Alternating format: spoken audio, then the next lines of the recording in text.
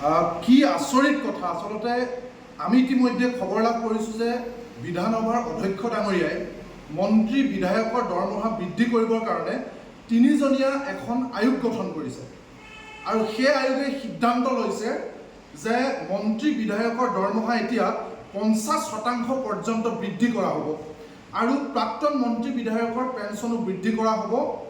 এই সময়ছোৱাত আমি এটা কথা ক'ব বিচাৰিছোঁ যে যি সময়ত এগৰাকী চৰকাৰী চাকৰিয়ালে গোটেই জীৱন চাকৰি কৰাৰ পাছত নতুন পেঞ্চন নীতি অনুসৰি তেওঁক পেঞ্চন প্ৰদান কৰা নহ'ব আৰু এদিন বা এবেলাৰ কাৰণে যদি কোনো মানুহে মন্ত্ৰী বিধায়ক হয় তেতিয়াহ'লে তেওঁ গোটেই জীৱনটো পেঞ্চন লাভ কৰিব।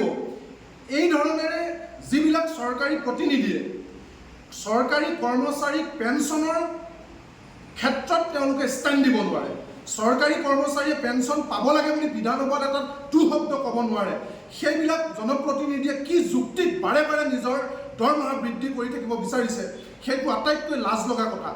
দ্বিতীয় কথা হৈছে এই সময়ছোৱাত আমি সকলোৱে জানো যে চৰকাৰখন দেউলীয়া, লাখ কোটি টকা ধাৰ লৈছে চৰকাৰে আৰু বাটে পথে এতিয়া কৰৰ সঞ্চাৰ গাড়ী ৰখাই খেদি খেদি ট্ৰেক্টৰক টেক্স লোৱা, প্ৰতিটো বস্তুৰ অত্যাৱশ্যকীয় মূল্য বৃদ্ধি, যাৰ কাৰণে সাধাৰণ মানুহ জুৰুলা হৈছে। সাধাৰণ মানুহৰ কাৰোবাৰ যদি অসুখ হৈছে তেতিয়া চিকিৎসাৰ কাৰণে মাটি বাৰী বিক্ৰী কৰিবলগীয়া হৈছে। মানুহে ত্ৰাহি মধুসূদন দেখিছে, তাৰ পাছত চিণ্ডিকেটৰ টকা লোৱা মন্ত্ৰী বিধায়কে অবৈধ ধনৰ ইনকাম থকা এইবিলাক ৰাজনৈতিক নেতাই কি যুক্তিত নিজৰ দৰমহা 50% বৃদ্ধি কৰিব বিচাৰিছে এই কথাটো আমি তেওঁলোকক প্ৰশ্ন কৰিব বিচাৰিছোঁ।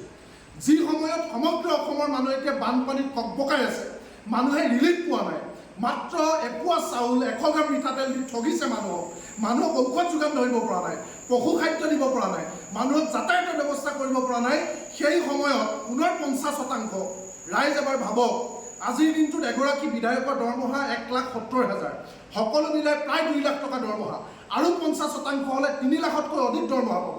কি কাম তেওঁলোকৰ? কিয় তেওঁলোকে এনেকৈ দৰমহা বঢ়াইছে? এয়া স্বাৰ্থপৰ আৰু দেশদ্ৰোহিতা নহয় জানো? এয়া স্বাৰ্থপৰ আৰু দেশদ্ৰোহী মানুহে এই কাম কৰিব পাৰে। আমি লাজ লাগিছে, আমি তেওঁলোকক কৈছোঁ যে এই ধৰণৰ ৰাইজৰ টকাৰে, ৰাইজৰ টেক্স পেয়াৰ, কৰ কাটল দি থকা ৰাইজৰ টকা অপচয় কৰাৰ বাবে আন কিবা হ'ব পাৰেনে? এই সিদ্ধান্ত তাৎক্ষণিকভাৱে বাতিল কৰিবৰ কাৰণে আমি দাবী জনাইছোঁ আৰু এই ধৰণেৰে যিসকল বিধায়কৰ ন্যূনতম সামাজিক দায়বদ্ধতা আছে তেওঁলোকে নিজেও আমাক দৰমহা বৃদ্ধি কৰিব নালাগে বুলি ৰাজহুৱাকৈ তেওঁলোকে ষ্টেণ্ড ল'বৰ কাৰণে আমি কৃষক মুক্তি সংগ্ৰাম সমিতিয়ে দাবী জনাইছোঁ।